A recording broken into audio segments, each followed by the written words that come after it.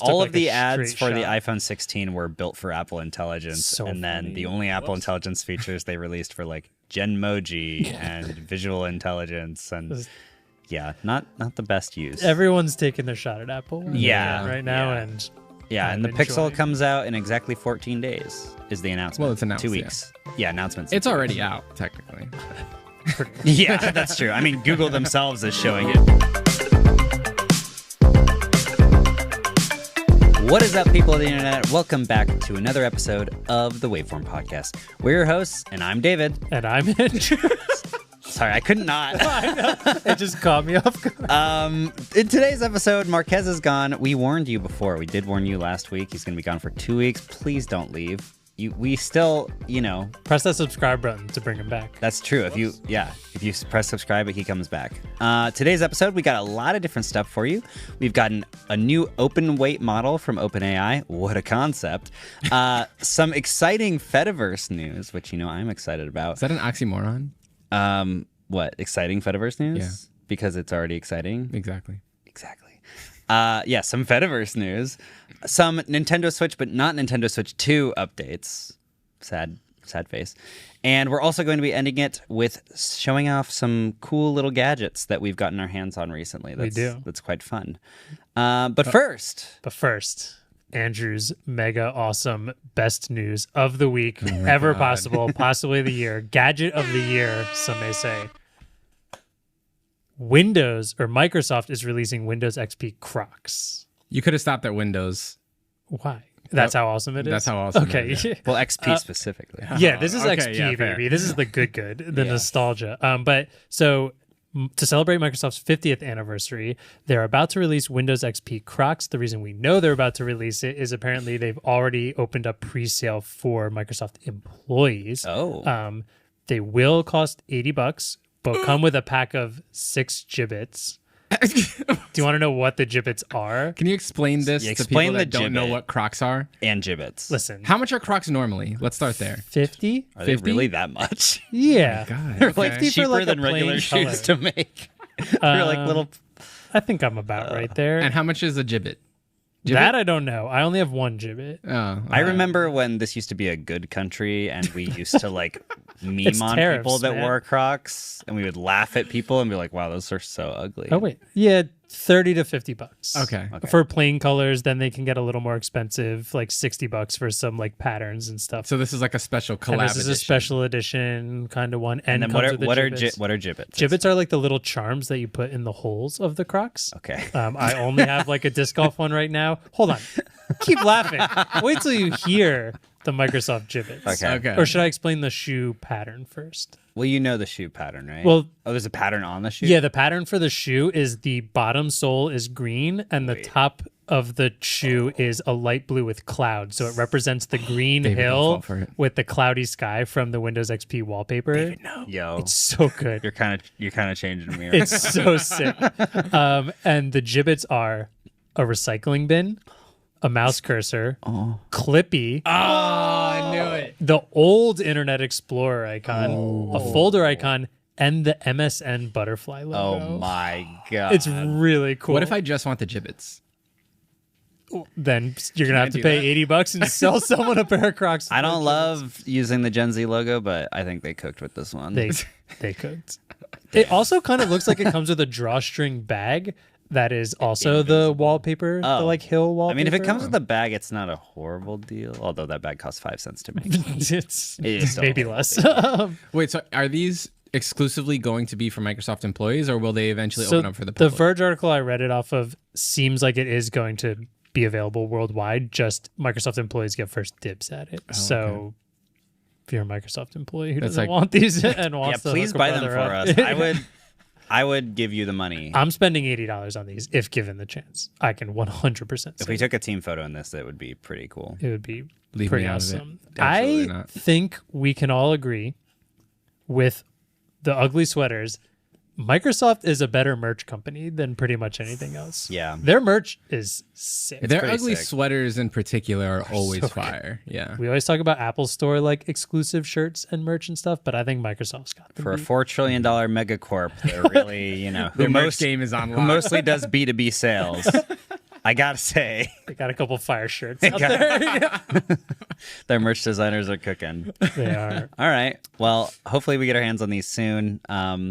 We can move on to the next story. There is a new YouTube feature that is not yet launched, but we have seen some examples of it, and that is YouTube collabs. So you might know that on Instagram or TikTok, when you make a post, you can effectively make the post with another person. It's like a collab post. So it will show up on both people's pages, and it will show both people's little icons right next to each other. So this is a post by this person and this person.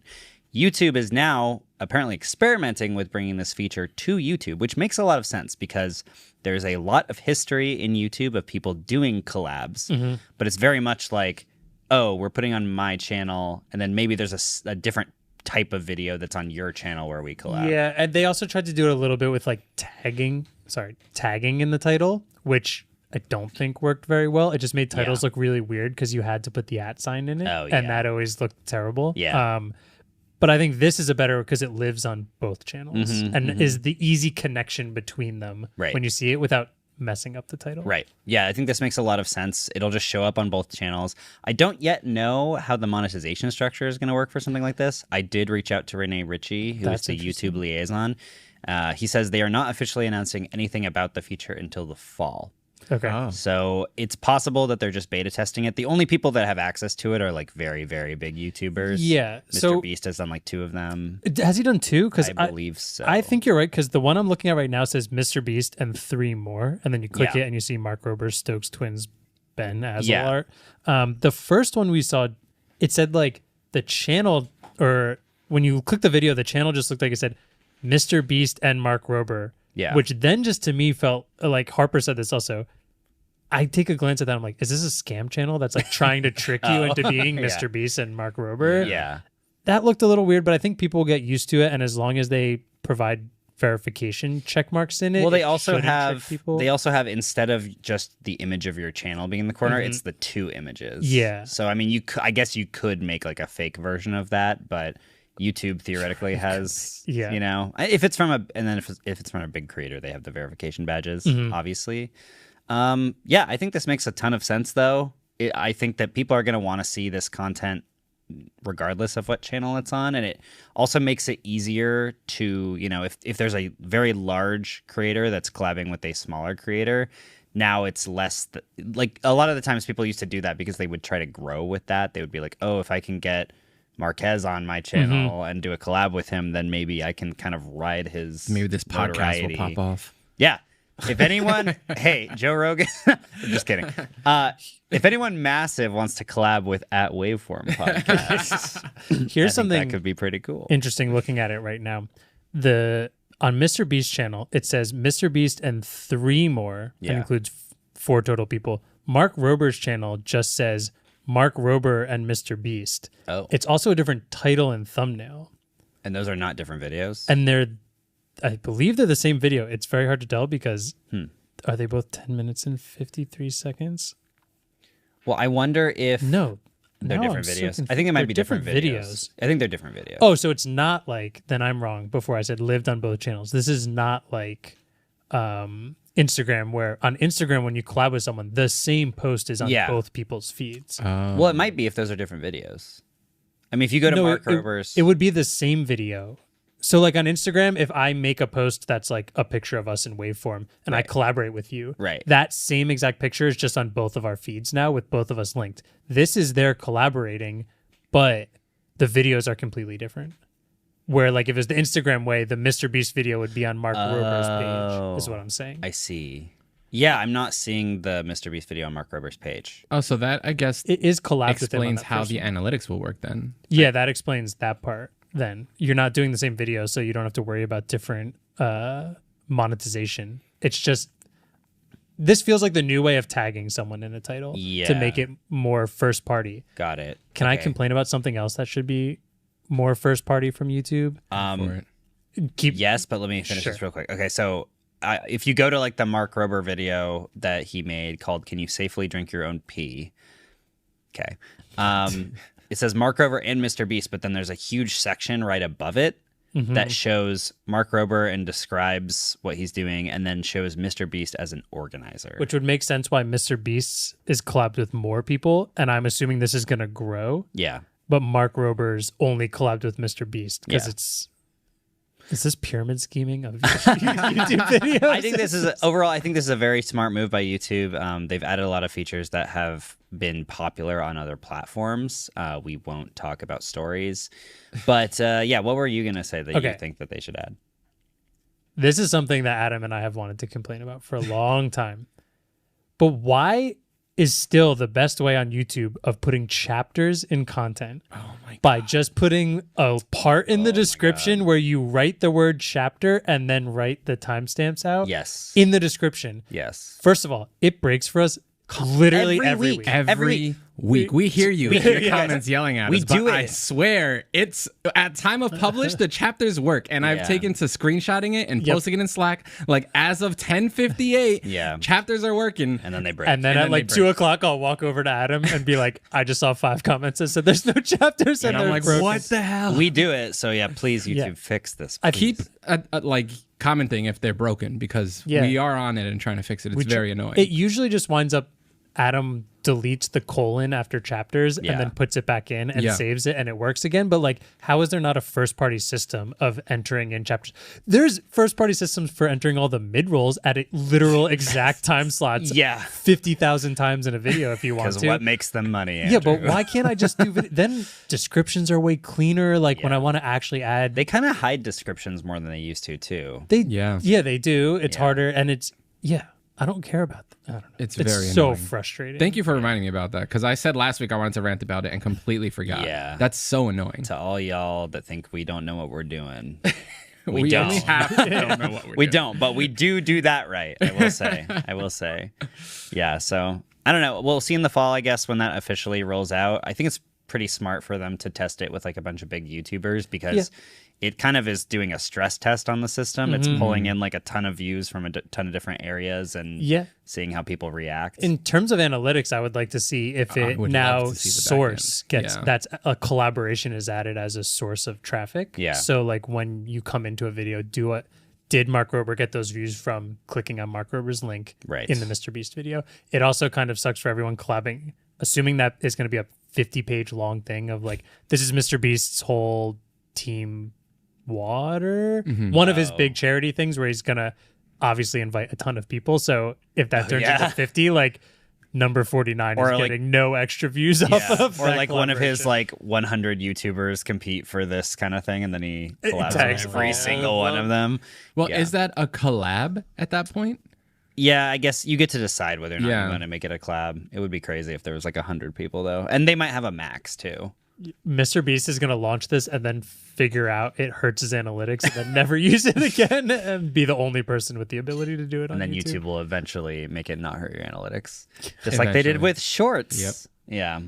It's a fickle beast. Okay. I'm really interested to see where this goes. Yeah. We got one more story before we're going to take our first break. OpenAI has released their first open weight models since GPT-2. Before you go on. Yes. Do a lot of explaining in here for those the people out there who don't understand what this means. All right, so a model, like a large language model, is a lot of data that has been trained to create effectively like a neural network. So when you give it an input, it gives you an output, and that output is generated by a bunch of different neurons, quote unquote, kind of like firing at each other and deciding what the most probable output is going to be. It is probabilistic. It changes every time. It's kind of like they're trying to make a brain, obviously. Now, usually when you use a model from, if you use ChatGPT or you use Gemini, these are all closed models. And that means that it's effectively a black box. You number one, don't know what data it was trained on to make that model. And number two, you can't see the model weights. A model weight is effectively the people that are building the model can put more influence into certain aspects of the model to try to like guide it towards certain behavior. And kind of a lot of the race in AI is to like perfect these model weights to get better outcomes.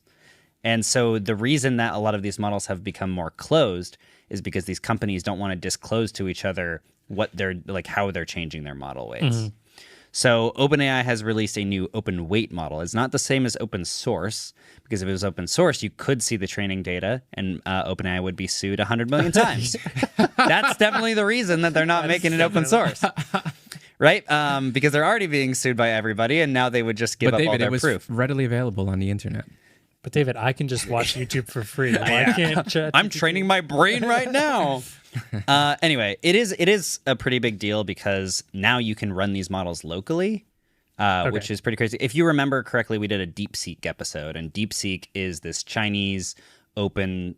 I think it is open sourced model that you can run locally on your computer, and it was very competitive with the top models at the time, and it was free to download and all these things. And it freaked everybody out. And a lot of people in the AI community decided we probably actually need to release open models, because if we don't, everyone's just going to be using these free models from like different vendors, like Chinese vendors, right? To them, it is better to get people to like the entire reason that Meta has Llama, which is their model. And that is an open model. The entire reason that Mark Zuckerberg is like open source, open models is the way forward, and we want to give to the community, is not because he wants to give away things for free. Mm-hmm. It's because he wants to be the foundation that everyone uses to do things on top of, and then they can figure out how to monetize that later. And they're literally the least trustworthy company on the planet, pretty much. Right, exactly. So now it seems that OpenAI sort of wants to get in that game. There's also been a lot of discussion of like, well, if the US in general, the companies in the US don't start releasing open models, everyone's going to start using like Chinese open models instead. Yeah. Open weight, not open source. Open weight, yeah, open weight models, open weight models instead. But these models are available to use via the Apache 2.0 license, which means they can be modified pretty significantly for commercial purposes. Okay. Which is cool because it means that people can start making products that run locally on these local models and sell them and change the weights, right? So it's kind of like a foundation that you can then work from and like build your own products from. So if I wanted to make like a new browser in alpha and charge $20 a month for it, I could do it with that. You could do it. You could. They're still a little bit heavy, right? So like they released 2 new models. One of them is a 20 billion parameter model that is similar to the OpenAI O3 mini model. And you can actually run that on 16 gigabytes of VRAM, which many people have on their computers, which it can run on a laptop effectively. And then there's a much bigger 120 billion parameter model that is closer to O4 mini. That needs a dedicated separate NVIDIA GPU. Yeah, that one you cannot run on a laptop. Correct. Right? But even so, just owning like a 4080 or something and being able to run O4 mini, which is like a very substantial model locally on your computer, is pretty cool. Yeah. Right? So yeah, it's a big deal. I'm wondering what we're going to see happen from this. I think Google is probably going to have to get pressured into opening their own, like creating their own model. Microsoft is now hosting these models too on a bunch of their Azure servers and stuff like that. So yeah, it's a big deal, especially because, it's OpenAI and their whole thing from the beginning was that all of this was going to be out in the open. And then they realized they could make money out of it. Yeah. Yeah, which is why Sam Altman was trying to make them not a open foundation anymore or whatever. They were trying to monetize it more than they are. They backtracked on that, right? They had to. Yeah. Effectively, they're a company that can only make a certain amount of money, and then they have to not. Because they're not nonprofit. They were originally founded as a nonprofit organization in 2015. Yeah. 10 years later. Yeah. Well, who knows what they are? Yeah, it's a pretty big deal. I think we're going to start to see a lot of different applications that can run different things locally. There's all of these companies that are relying on OpenAI making API calls to OpenAI, spending a lot of money to do so. Right now, they're burning through a lot of venture capital. Mm-hmm. But imagine you could package something and release it as an APK or, on a phone or as a program on your computer, and you could just run it locally on your computer. Obviously, these are still very heavy. But they're realizing right now that scaling laws maybe aren't the answer. necessarily, where scaling laws are where you add more data and the model gets better. They're realizing that there are definitely ways to make models more efficient without scaling them up higher, which is what DeepSeek did when that happens. So eventually, I think that we are going to get models that are small enough that they can like run on your computer. You don't have to download like a giant program, and it's not going to take up all of your RAM like it's Chrome what does. all tech forever has always been, right? Yeah. Here's really, really cool thing that takes so much power. The size of a room. How do we simultaneously make that better and continue to take that much power, but also make versions that are smaller and more accessible? So, So it's an interesting space for OpenAI to be in, because they still want people to pay them for the API calls, obviously. But if everyone starts using the free version of something, nobody's going to pay them anyway. So they have to get in the game in some way. But yeah, it would be cool if things could run locally on your device and not burn all the water on the planet. That'd be cool. I mean, it's still screwing some stuff up. Yeah, it's still using power, but at least it's using it locally on your device instead of in a data center. It is cool that just there's now like multiple options. Like if you want, you could do the API call to OpenAI and build whatever you're going to build. But now if you need something a little more robust, you can just get one of these things. Yeah, and this new model can do reasoning, write code, and operate agents using the company's APIs. So people also have been speculating like Apple's probably looking at this and going like, we can finally do something because it's commercially available. Yeah. It still, again, uses a ton of RAM. So maybe not yet, but maybe in a year or two when these models are much smaller, they could just use that for Apple Intelligence. Yeah, Apple Intelligence. Wait, we have to just like really briefly mention the really funny Pixel video. Yeah, like this is too good of a spot to like say it, but like Google released this ad that was basically just like, it's like what Marquez has always said, don't buy a product based on future promises. And then they take a shot. It's like, well, the phone you've been looking at's future promise is over a year old at this point. Maybe just buy the phone that doesn't do that. Yeah. All of the ads for the iPhone 16 were built for Apple Intelligence. And then the only Apple Intelligence features they released were like Genmoji and visual intelligence. And yeah, not the best use. Everyone's taking their shot at Apple right now. And and the Pixel comes out in exactly 14 days is the announcement. Well, it's announced 2 weeks. Yeah, announcements. It's already out, technically. Yeah, that's true. I mean, Google themselves is showing it constantly. They show it in this advertisement. So, yeah, very funny. Anyway, with that, I think we're going to hit it to trivia real quickly, and then we'll take a break. So, trivia, Marquez is out, as everyone knows. Ellis is also out because he's sick. I'm still in the lead. Oh, yeah, we didn't mention that. Sorry, Ellis. Feel better. Yeah, Ellis is sick home, but he had a good idea. In these next 2 weeks that Marquez is gone, we are going to do a head-to-head trivia exhibition match. Just you, David, and you, Andrew. Oh, God. Mano a mano, one-on-one. No, not necessarily. I don't think I've ever been winning going into a trivia extravaganza. I'm always winning going into a trivia extravaganza, and then I always lose. All right, so here we go. Okay. Oh, he made new music. I'm so sad. This time I actually Even hear sick, Ellis's. he still did it. Yeah, I can hear his voice in that. Amazing work from Ellis. Okay, so this is going to be how well you guys know each other. Oh, that is the plot twist here. I don't like that. So I'm scared. In the Screen Time app on both of your phones, oh boy, what is the most used app on the other person's phone by time? What is the top used app? Down 29% from last week. Oh my god, nice. Wow. That's awesome. So figure that out. Okay. And then we'll be back after the break. I somehow knew this. Oh, that's Day. Sorry. Oh no. Oh no. Okay. All right. We'll be right back.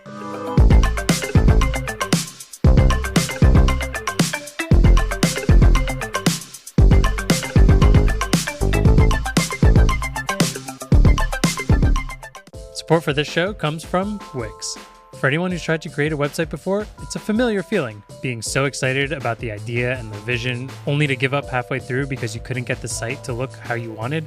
Some platforms have very strict templates where you can't break the mold quite literally. Their options are limited and their UI is frustrating. Well, Wix.com can help. Wix.com gives you the freedom to build exactly the site you want for any business idea.